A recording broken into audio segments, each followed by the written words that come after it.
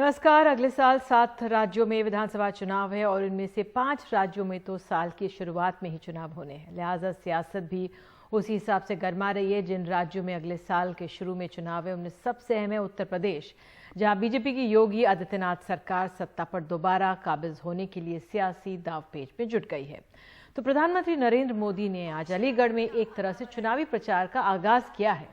प्रधानमंत्री मोदी ने आज अलीगढ़ में जाट राजा महेंद्र प्रताप सिंह के नाम पर प्रस्तावित स्टेट विश्वविद्यालय शिलान्यास किया। सरकार के इस कदम को कृषि कानूनों से नाराज जाट किसानों को मनाने की कोशिश के तौर पर देखा जा रहा है। जाट किसानों की केंद्र सरकार के खिलाफ किसान आंदोलन में अहम भूमिका है और पश्चिमी उत्तर प्रदेश के 12 से 13 जिलों में उनके वोट किसी की भी जीत और हार को तय करने में अहम भूमिका रखते हैं। और यही वजह है कि प्रधानमंत्री मोदी ने कार्यक्रम के दौरान जाट राजा महेंद्र प्रताप सिंह के साथ पूर्व प्रधानमंत्री और बड़े किसान नेता रहे चौधरी चरण सिंह को उनको भी जमकर याद किया। जो रास्ता चौधरी साहब ने दिखाया, उनसे देश के खेती मजदूरों और छोटे किसानों को कितना लाभ हुआ ये हम सभी जानते हैं। आज की अनेक पीढ़ियां उन सुधारों के कारण एक गरिमामय जीवन जी पा रही है। तो प्रधानमंत्री मोदी ने पश्चिमी उत्तर प्रदेश और यहां के किसानों के लिए बीजेपी सरकार की ओर से किए गए कई कामों को गिनाया है, जैसे ग्रेटर नोएडा में इंडस्ट्रियल टाउनशिप, जेवर में international airport, Delhi Meerut rapid transit system, गन्ना किसानों को 1,40,000 करोड़ का भुगतान और न्यूनतम समर्थन मूल्य पर खरीद का नया रिकॉर्ड। आइए सुनते प्रधानमंत्री ने क्या कहा। कोरोना के इस समय में देश भर के छोटे किसानों के खाते में सरकार ने 1,00,000 करोड़ रुपए से अधिक सीधे ट्रांसफर किए हैं। इसमें 25,000 करोड़ रुपए से ज्यादा सिर्फ यूपी के इन किसानों को मिले हैं। तो आपको बता दें, सियासत को गरमाने का एक तरीका ये भी है कि विकास के कामों को गिनाया जाए या विकास के वायदे किए जाएं, और एक दूसरा तरीका जो ज्यादा चर्चा में आ जाता है वो है, लोकतंत्र के लिए अच्छा नहीं है, वो है भड़काऊ भाषण देना। उत्तर प्रदेश के मुख्यमंत्री योगी आदित्यनाथ पर यही एक तरह से आरोप लगा है। उत्तर प्रदेश के कुशीनगर में रविवार को एक सभा में समाजवादी पार्टी के दौर पर निशाना साधते हुए योगी आदित्यनाथ ने अब्बाजान शब्द का जिस अंदाज में जिक्र किया उसकी काफी आलोचना भी हो रही है। ये उत्तर प्रदेश में बीजेपी के खिलाफ ताल ठोक रही समाजवादी पार्टी के अध्यक्ष अखिलेश यादव पर उनका सीधा निशाना रहा। अब्बाजान कहने वाले राशन हजम कर जाते थे।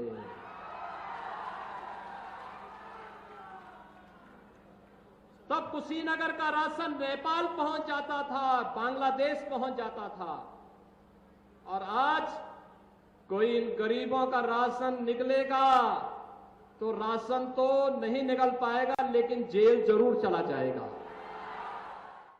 तो अखिलेश यादव ने भी जवाब देने में देर नहीं की। आइए सुनते हैं अखिलेश ने क्या कहा। भारतीय जनता पार्टी की सरकार का जाना तय है और इसीलिए सरकार के मुखिया की भाषा बदल गई है।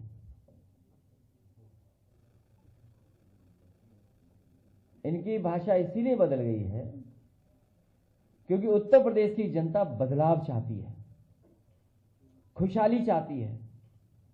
जिस तरीके से काम समाजवादी सरकार में हो रहे थे उन कामों को दोबारा चाहती है। और आपको बता दें, बाकी विपक्षी दलों ने भी योगी आदित्यनाथ के बयान को समाज को बांटने वाला बताते हुए उसकी तीखी आलोचना की। कांग्रेस के राहुल गांधी ने ट्वीट किया है कि जो नफरत करें वो योगी कैसा है। उधर आरजेडी के नेता तेजस्वी यादव ने इसी पर आदित्यनाथ से सवाल भी पूछे हैं। योगी जी को ये बताना चाहिए, जो पिता जान कहने वाले लोग हैं उन लोगों को कितने रोजगार उपलब्ध कराएं, कितने लोगों को शिक्षा दिला रहे हैं, क्या काम कर रहे हैं, महंगाई क्यों नहीं काम कर रहे हैं। तो ये तो केवल और केवल धर्म और जात की राजनीति भाजपा के लोग जो है कर रहे हैं। अब तो चुनाव आने वाला है, तो जाहिर सी बात है काम तो कुछ किया नहीं। इनका महंगाई कोई मुद्दा नहीं होगा, बेरोजगारी कोई मुद्दा नहीं होगा, शिक्षा कोई मुद्दा नहीं होगा। तो सवाल यही है कि बीजेपी की रणनीति आगामी चुनावों में क्या रहेगी। प्रधानमंत्री विकास की बात और मुख्यमंत्री भड़काऊ बयानों के जरिए क्या अपना लक्ष्य साधेंगे? क्या मुख्यमंत्री योगी की नीति बीजेपी के लिए फायदेमंद रहेगी? क्या विपक्षी दल मजबूत हैं और क्या वे बीजेपी की जो चुनावी मशीनरी है, तैयारी, उसको चुनौती दे पाएंगे? इसी सब पर बात करेंगे। हमारे साथ खास मेहमान हैं वरिष्ठ पत्रकार विनोद अग्निहोत्री, समाजवादी पार्टी के प्रवक्ता घनश्याम तिवारी और बीजेपी के नेता सुनील भराला हमारे साथ जुड़ेंगे। तो घनश्याम तिवारी जी, मैं पहले आप ही से अगर शुरुआत कर लूं, जो इस समय प्रधानमंत्री की आज जो रैली हुई और जो बीजेपी की जो पूरी चुनावी तैयारी होती है, क्या आपको लगता है विपक्ष, खासतौर से समाजवादी पार्टी, तैयार है इस चुनौती को झेलने के लिए? नमस्कार निधि जी, आपको आपके कार्यक्रम के तमाम दर्शकों को और मेरे को पैनलिस्ट को 2-3 बातें कहूंगा। प्रधानमंत्री जी की आज रैली थी और वो ऐसे समय में हो रही है जब कुछ किलोमीटर दूर उस रैली स्थल से सैकड़ों बच्चे जान गंवाने पे मजबूर हैं। ऐसे स्थिति में मैं ये कहना चाहता हूँ कि बच्चे जान गंवा रहे हैं, यमराज के दूत उत्सव मना रहे हैं, रोते बिलखते माँ बाप दर दर जा रहे हैं, भाजपा के नेता ढोल बजा रहे हैं। ये ढोल क्यों बजा रहे हैं? ये इनका लोक कल्याण पत्र है 2017 का। इसमें से आप कोई पन्ना उठा लीजिए, आप रोजगार का पन्ना उठाइए। कहते हैं कि 70 लाख, पहला इनका पॉइंट है रोजगार पे, 70 लाख युवाओं को रोजगार देंगे, प्रदेश की 90% नौकरियों में प्रदेश के युवाओं के लिए आरक्षित करेंगे। बेटियों को कहा कि घनश्याम जी, जब बीजेपी के नेता आएंगे हम उनसे पूछ लेंगे ये। मैं तो समाजवादी पार्टी की तैयारी की बात कर रही हूँ। क्या आपको लगता है जो ये बीजेपी की जो मजबूत तैयारी होती है, प्रधानमंत्री पहुंच गए, उन्होंने चुनावी यूपी का बिगुल एक तरह से बजा दिया आज, क्या उस चुनौती को आप लोग उसके लिए तैयार हैं? तैयारी क्या है जमीन पर? समूची जनता तैयार है, जिसने जब जिस प्रधानमंत्री को और जिस मुख्यमंत्री के लिए के पास एक शब्द नहीं थे उन माँ बाप के लिए जो अपने बच्चों को इस वक्त खो रहे हैं, एक शब्द नहीं, एक श्रद्धांजलि नहीं। जिस सरकार ने गंगा में लाशें तैरने दी और कह दिया कि सबके पास ऑक्सीजन है, जिस सरकार ने कोई इंतजाम नहीं किया, जो प्रधानमंत्री जो है वो ताली और थाली बजवाते रहे, जनता इनको खदेड़ने के लिए तैयार है और उन्हें अखिलेश यादव जी के नेतृत्व में, उनके काम में और उनकी भाषा में एक संयमित नेतृत्व दिखाई देता है जो प्रदेश की चर्चा को पुनः रोजगार पे लेके जाएगा, हिंदू मुस्लिम की लड़ाई पे नहीं।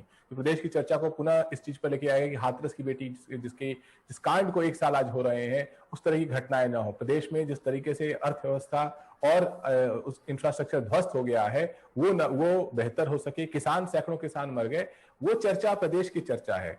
भारतीय जनता पार्टी की आपने अहम बातें की और सुनील भराला जुड़ेंगे हमारे साथ, अब उनसे तमाम सवाल पूछेंगे। विनोद जी, मैं आपसे आपका आंकलन चाहूंगी। आज जिस तरह से प्रधानमंत्री ने राजा महेंद्र प्रताप सिंह विश्वविद्यालय की बात कही स्टेट लेवल पर, फिर उन्होंने जिस तरह से डिफेंस इंडस्ट्रियल कॉरिडोर की बात की, तो क्या ये बीजेपी समझ गई है कि जो किसानों के मुद्दे हैं वो और साथ ही जो रोजगार है वो 2 बड़े मसले हैं और उन्हीं को आज प्रधानमंत्री ने एड्रेस भी किया है?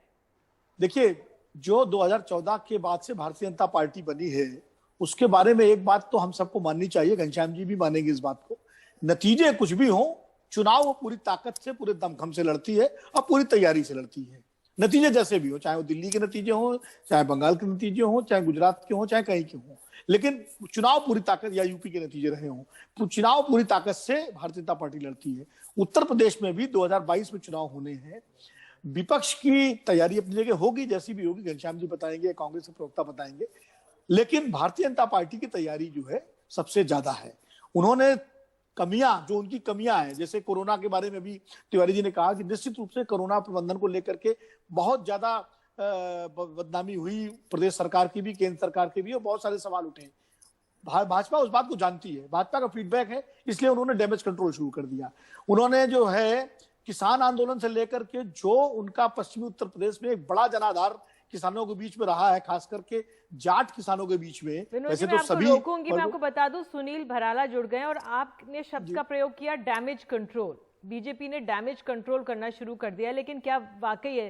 सुनील भराला जी, बहुत बहुत धन्यवाद जुड़ने के लिए।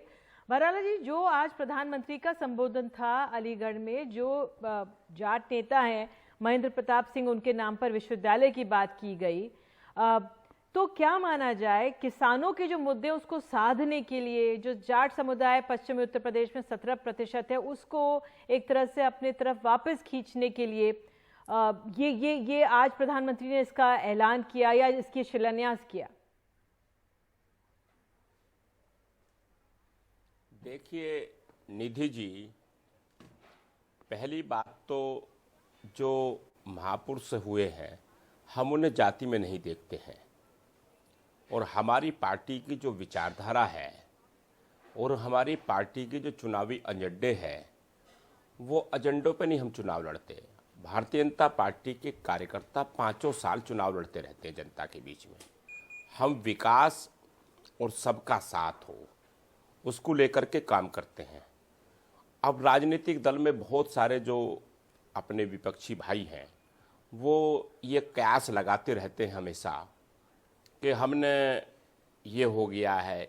अब मान लो राजा महेंद्र जी की बात करेंगे तो उस पर क्या है कि अब उसको जाट बताने लगे।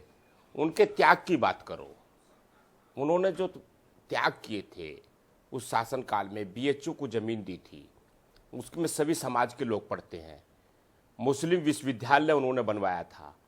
तो अब ये कोई पूछे इन लोगों से जो चर्चा कर रहे हैं कि उन्होंने ऐसे तपस्वी, और 2 साल से योजना बना रहे थे उनके हम विश्वविद्यालय की, और उसको पूरा ला करके उसका सारा आज अब माननीय प्रधानमंत्री जी और हमारे मुख्यमंत्री जी श्री आदित्यनाथ योगी जी ने आज उसका वो काम पूरा किया है। तो अभी जैसे अभी कहा कि डैमेज कंट्रोल, डैमेज हमारा होता ही नहीं। भारतीय जनता पार्टी को जनता सर आंखों पे बैठा के रखती है, इसलिए कि जो हम कहते हैं वो करते हैं। जिसमें उदाहरण के तौर पर बताना चाहूँगा निधि जी, नंबर 1, भारतवर्ष में नहीं विश्व के अंदर वो संदेश जाता है। वाराणसी के हालात क्या थे, वाराणसी में जिस प्रकार से प्रधानमंत्री माननीय नरेंद्र मोदी जी ने कार्य किया है, बराला जी आप और बनारस काशी आ जाइए, विश्वनाथ बनारस पे जी अलग के से जो एक दिन कॉरिडोर चर्चा को करेंगे। बना आज करके पश्चिमी उत्तर प्रदेश उन पर मैं वहीं आ रहा हूं। मैं बराला जी। अयोध्या की भी बात बताऊंगा आपको, अयोध्या मैं की भी तो चतुर्भुज जिक्र करेंगे, योजनाओं बात की भी बात करेंगे ही। बताऊंगा, मेरठ एक्सप्रेस वे की भी बात बताऊंगा मैं जी। और मैं आपको बताना चाहूंगा कि हम लोग, पुनः मैं आपको फिर कहता हूं इस बात को कि हम लोग जो हैं, हम मान लो अगर हमारी किसी भी योजना का लाभ हम दे रहे हैं, मैं एक उदाहरण बताता हूं अपने श्रम कल्याण की, कि जब हम कन्या विवाह का पैसा देते हैं भाई आपने श्रम कल्याण की बात कर ली भराला जी, तो मुझे आपसे सवाल पूछना ही पड़ेगा। जो आज प्रधानमंत्री ने डिफेंस इंडस्ट्रियल कॉरिडोर की बात की है, इसका मतलब बीजेपी और प्रधानमंत्री समझ गए कि रोजगार एक बहुत बड़ी समस्या है। रोजगार इतनी बड़ी समस्या है, तभी प्रधानमंत्री ने जोर देकर इस पर इतनी चर्चा की और इतना ध्यान दिया है। रोजगार बहुत बड़ी समस्या यूपी की, और इसलिए प्रधानमंत्री को अपने संबोधन में बार बार पूरा ये रणनीति के साथ लाना पड़ा है, क्योंकि रोजगार है हमारे देश में समस्या और यूपी में भी है। मैं आपको बताना चाहूंगा एक विषय इस पर, रोजगार पर भी। उत्तर प्रदेश सरकार ने 3.5 लाख से अधिक बेरोजगार युवाओं को सुविधा पर जॉब दिया है, नौकरी दिया है। और लगभग आप देखेंगे कि उत्तर प्रदेश में 1 लाख लोगों को हमने रोजगार, उससे भी अधिक नरेगा उसको दिया है। दूसरा हमने रोल पर जो दिए हैं वो भी 1 लाख, यानी कि 6 लाख रोजगार हमने अभी सर्जन किए हैं, अभी हम और कर भी रहे हैं। तो वो आपको क्या है कि जो भारतीय जनता पार्टी करती है उस फोरम में, कि हल्ला नहीं मचाते हम लोग उस काम को पूरा करते हैं जो हम, जिस बात को हम वादा करके आते हैं। बिल्कुल भराला जी, अगर तो आपने उसी पे हमारे मुख्यमंत्री जी हैं, लगे हुए सही हैं। है, ये लाखों जहां किसान की आप बात करते हैं निधि जी, सही है, बहुत अच्छी बात है।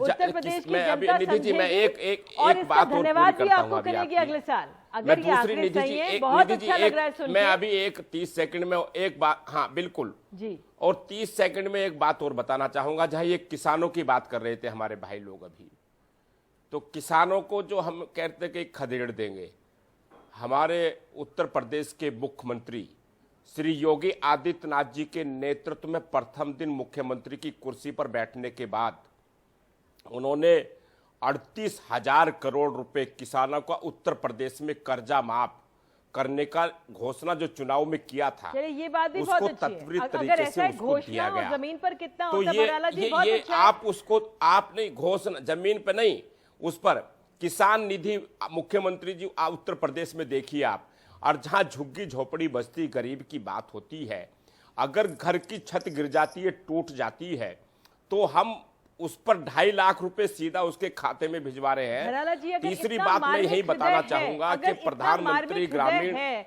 और तो उसको आज आविष फिरोजाबाद के तो जो हम लोग बच्चे, जहां इस जो प्रकार बुजुर्ग से वहाँ पे- कार्य कर रहे भराला हैं, जी तो सुनिए, ये जो जब आप इतने अगर बच्चे बारीकी से हमारी और चीजों बुजुर्ग को मारे गए, देखोगे, उनको जी, याद जी, तक नहीं जी, किया। जी, आज जी। पश्चिमी उत्तर प्रदेश के कई जिलों में ये इतना डेंगू फैला हुआ है और राज्यों में भी फैला हुआ है, इतने लोगों की जान गई है, क्योंकि ज्यादातर यहाँ पे जान गई है, तो जिक्र तो किया जा सकता था ना, किसी ने नहीं किया जिक्र। उत्तर प्रदेश के मुख्यमंत्री जी की मैं एक बात निधि जी और बता देता हूं, इसी पे आपका जो कह रहे हैं आप, सारे अस्पतालों को, जितने भी जिला चिकित्सा अस्पताल है, डॉक्टर्स हैं, मेडिकल कॉलेज है, आवाज चली गई, तो मैं उस पे भी आपको बताना चाहूंगा। अस्पताल में बेड नहीं है एक फिरोजाबाद ये में, कहना सर। चाहूंगा कि 20 आप दिन हो देखिए, गए, 20 दिन हो नहीं, गए, मैं बेड दूसरी नहीं है। निधि जी मैं आपको बताना चाहूंगा जरूर कि जिस प्रकार से पूरा प्रदेश, उत्तर प्रदेश, जब कोरोना की महामारी वैश्विक चली थी और उत्तर प्रदेश में जब सब लोग अपने घरों में बैठे हुए थे, उत्तर प्रदेश के मुख्यमंत्री श्री योगी आदित्यनाथ जी ऐसे नेता थे जो वो अकेले वीर की तरह कोरोना काल में निकल गए थे और वो सब जगह गए थे, जिले जिलों के भ्रमण किए थे। उस समय अस्पतालों का पूरा निरीक्षण किया गया था। मैं आपको बता दूं, अभी जहां वहां परिवारों के मलेरिया डेंगू फिरोजाबाद में और आसपास के इलाकों में तो जो हमारी जिला सरकार अस्पताल है, जो वहाँ है पे वो बेड काम नहीं करती मिल है, रहे कहते बच्चों नहीं, को, हमारा नेतृत्व जो है काम करता है। वहाँ पे बच्चों को बेड नहीं नहीं, मिल बच्चा- रहे। बच्चों बहरहाल की जहाँ आपकी ध्यान आप में ला रही हूँ, बीमारी की संज्ञान ले जहाँ लीजिएगा, बात कर रहे आपके हैं, ध्यान में ला रही हूँ, आप वहाँ संज्ञान ले पूरी लीजिएगा उपलब्धता के साथ आप जी। हम लेंगे, लेकिन मैं आपको बताना चाहूंगा कि क्योंकि हमने पूरी उसको तैयारी के साथ वहाँ सारी व्यवस्थाओं को चाक चौकंद करने के लिए निर्देश हमारे अमित मोहन जी प्रमुख सचिव वो लगे हुए हैं और सारी चीजों को अमित मोहन जी लगे हुए, बहुत बहुत धन्यवाद। संजीव सिंह, मैं आपसे पूछना चाहूंगी, क्या आपकी रणनीति है उत्तर प्रदेश में? राहुल गांधी सिर्फ एक ट्वीट कर देते हैं, वो कह देते हैं कि योगी कैसे जो नफरत की बात करते हैं, क्या इससे पर्याप्त होगा चुनौती देने के लिए बीजेपी को? निधि जी, सबसे पहले तो धन्यवाद दूंगा आप सबको कि आज मौका दिया है और आपके सारे व्यूवर्स को। मुझे आने में देर क्यों हुई, क्योंकि मैं वाराणसी से हूँ। कभी कांग्रेस की सरकार में सड़कों को लेकर के एक नारा हुआ करता था कि गड्ढा मुक्त पुस्ता युक्त। आज वाराणसी की सड़क इस तरह की है कि नारा बदल कर गया है भारतीय जनता पार्टी की सरकार में कि गड्ढा युक्त, पुस्ता मुक्त, जाम युक्त। बिल्कुल, हालांकि मैं जी बिल्कुल पश्चिमी उत्तर प्रदेश की बात करी थी। हमारे साथ घनश्याम तिवारी है। घनश्याम जी, आपने सुना भराला जी को, वो कह रहे तमाम तैयारियां, फिरोजाबाद में जो स्थिति को याद कर रहे थे, उन्होंने कहा है कि हमने तो भैया बोल दिया है और संज्ञान लिया जा रहा है। देखिए निधि जी, ये स्पष्ट है भारतीय जनता पार्टी के लिए कि उनका झूठ जिंदा रहना चाहिए। बच्चे मर जाएं, वृद्ध मर जाएं, महिलाएं मर जाएं, हाथरस की बेटी मर जाए, लाशें तैरती रहे, लेकिन उनका झूठ जिंदा रहना चाहिए। और भराला जी जो कह रहे हैं वो यही कह रहे हैं कि उनका झूठ जिंदा है, चाहे कितनी भी लाशें बिक जाए। एक श्रद्धांजलि मुख्यमंत्री नहीं दे सकते, एक श्रद्धांजलि प्रधानमंत्री नहीं दे सकते, झूठ जिंदा है। कैसे झूठ जिंदा है? कहते हैं 70 लाख लोगों को रोजगार देंगे, अभी गिरा रहे हैं कि इन्होंने 6 लाख लोगों को रोजगार दिया, कोई कहता है 3 लाख लोगों को रोजगार दिया। इन्होंने कहा था कि हर उत्तर प्रदेश के शहर में 15 मिनट में एम्बुलेंस उपलब्ध होगी। आप बताइए कौन से शहर में 15 मिनट में उपलब्ध है एम्बुलेंस? इन्होंने जो जो वादा किया था, ये पुस्तिका है इनकी, इसमें से कोई भी पन्ना उठा लीजिए कि बेटियां जब 21 वर्ष की होंगी तो उन्हें 2 लाख रुपए दिए जाएंगे, कोई बच्चा कॉलेज जाएगा तो उसे लैपटॉप दिया जाएगा। कोई एक वादा तो पूरा कीजिए, किसी पन्ने पर पहली बात जो लिखी हुई है उसको तो पूरा कीजिए। 6 जगहों पे मेट्रो बनेगी, 10 अंतरराष्ट्रीय स्तर की यूनिवर्सिटीज बनेंगी। देखिए प्रधानमंत्री जी आज वहां पर अलीगढ़ में गए थे, उन्होंने एक चौंकाने वाली बात कही। उन्होंने कहा अलीगढ़ की पहचान अलीगढ़ के ताले से है। आप ये सोचिए कि इस प्रदेश की सबसे पुरानी यूनिवर्सिटी कौन सी है? समूचे उत्तर भारत की सबसे पुरानी यूनिवर्सिटी कौन सी है? NIRF की रैंकिंग में टॉप 20 यूनिवर्सिटी कौन सी है? जिसके कार्यक्रम में आप गए थे, राजा महेंद्र प्रताप, वो किस यूनिवर्सिटी से पढ़े थे? किस यूनिवर्सिटी को जमीन दी थी? घनश्याम जी, मैं इसी से निकालूंगी। बिल्कुल, ये आपका सवाल है। अलीगढ़ मुस्लिम यूनिवर्सिटी कहा जाता है केंद्र की यूनिवर्सिटी, इसलिए इन्होंने एक स्टेट यूनिवर्सिटी दे दी। बीजेपी की तरफ से ये बयान है। तो अगर संजीव मैं आपसे पूछूं, क्या इस तरह की निधि दोहरी जी, आ रही है रणनीति मुझे का आप आपकी लोग आवाज। इस दोहरी मैं रणनीति का आप लोग मुकाबला कर पाएंगे? निधि जी बिल्कुल, उत्तर प्रदेश की जनता निधि जी, एक बात और मैं देश आपको की बताना जनता 6 चाहूंगा। वर्षों से, बराला जी सुनिए थोड़ा, बराला जी सुनिए, आपको देश सुन रहा है।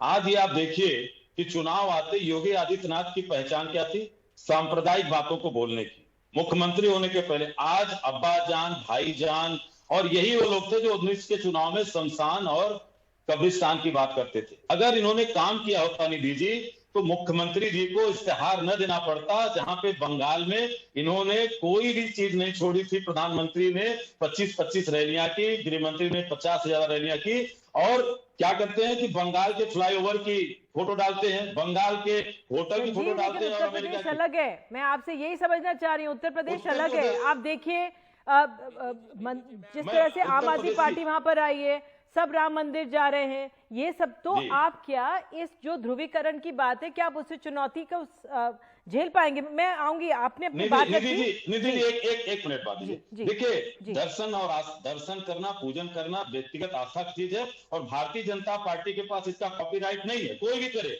लेकिन आज गंगा के नाम पे 15 करोड़ रुपए नरेंद्र मोदी जी ने लुटाने का काम किया, और हम दावे के साथ कहना चाहते हैं कि माई से कमाई करने वाला कोई कपूत है तो वाराणसी के सांसद महोदय ने गंगा को एकदम बर्बाद कर दिया है। बनारस की बात ये करें, स्थिति है। ठीक है घनश्याम तिवारी, जो ऐसा लगता है कि जिस तरह से आज अखिलेश ने जवाब दिया अब्बा जान के उसका, कि क्या मुख्यमंत्री शायद घबरा रहे हैं, जमीन उनकी कमजोर हो रही है, लेकिन क्या ये एक पूरी रणनीति है बीजेपी की कि आपको सिर्फ एक विशेष समाज के से ही जोड़ के रख दिया जाए?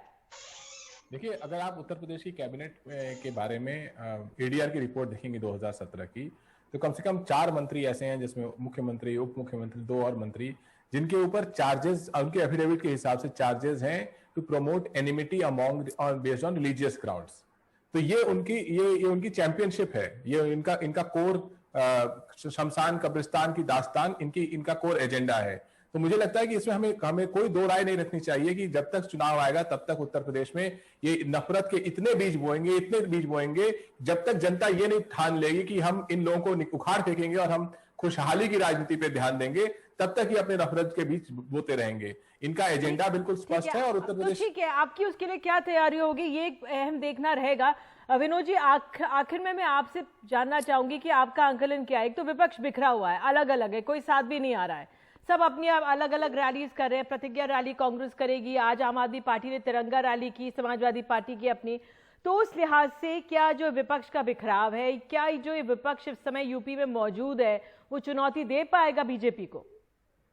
देखिए निधि जी, अभी इस चुनाव में 6 महीने बाकी है, और विपक्ष की जो लड़ाई है, विपक्ष का जो कार्यवाही है, वो अब शुरू हुई है। भारतीय जनता पार्टी थोड़ा पहले से तैयारी कर चुकी है, और ये कहना कि चुनौती दे पाएगा कि नहीं दे पाएगा भी बहुत जल्दी है। आप याद कीजिए, बिहार के चुनाव में 2 महीने पहले तक कोई नहीं कहता था कि तेजस्वी यादव इतनी कड़ी चुनौती दे देंगे। हर आदमी ये कह रहा था कि नीतीश कुमार और नरेंद्र मोदी की जोड़ी जो है वो बिहार क्लीन स्वीप करेगी। लेकिन उसके बाद चुनाव को जिस तरह तेजस्वी यादव ने उसने बेरोजगारी को एक मुद्दा बनाया, और आखिरकार बीजेपी और जेडीयू का गठबंधन किस तरह जीता, कितनी मशक्कत के बाद जीत पाया, ये हमारे सबके सामने है। इसी तरह उत्तर प्रदेश में भी 2017 की अगर आप बात करें तो भारतीय जनता पार्टी का माहौल भी 2 महीने पहले ही बना था। उसके पहले कोई नहीं कह रहा था कि भारतीय जनता पार्टी जो है 325 सीटें ले आएगी। जब अखिलेश यादव और राहुल गांधी की जोड़ी का गठबंधन हुआ था, तो हर आदमी ये कह रहा था, मीडिया में भी परसेप्शन था कि कुल मिलाकर ये गठबंधन जो है ये सरकार दोबारा बना लेगा, लेकिन जीती भारतीय जनता पार्टी। तो चुनाव जो है आपने आखिर आते आते तक क्या मोड़ लेगा, ये अभी कहना बहुत मुश्किल है। बहुत सारे पेच है जो भराला जी को भी सुलझाने हैं, और घनश्याम तिवारी को भी सुलझाने हैं, और संजीव सिंह को भी सुलझाने हैं, इनकी पार्टियों को। बिल्कुल। तो आप जुड़े, आप सब लोग जुड़े, वाकई में बहुत बहुत धन्यवाद। कुछ जल्दबाजी है, लेकिन जब प्रधानमंत्री ने उत्तर प्रदेश में चुनावी बिगुल फूंक दिया है और बीजेपी की पूरी तैयारी, अब देखना होगा कि विपक्ष का एकजुट मजबूत ताकत से चुनौती दे सकता है बीजेपी को कि नहीं। एक छोटा सा ब्रेक ले रहे हैं, उसके बाद एक बेहद खास खबर आपको पानी से जुड़ी हुई दिखाएंगे। बने रहिए एनडीटीवी इंडिया के साथ।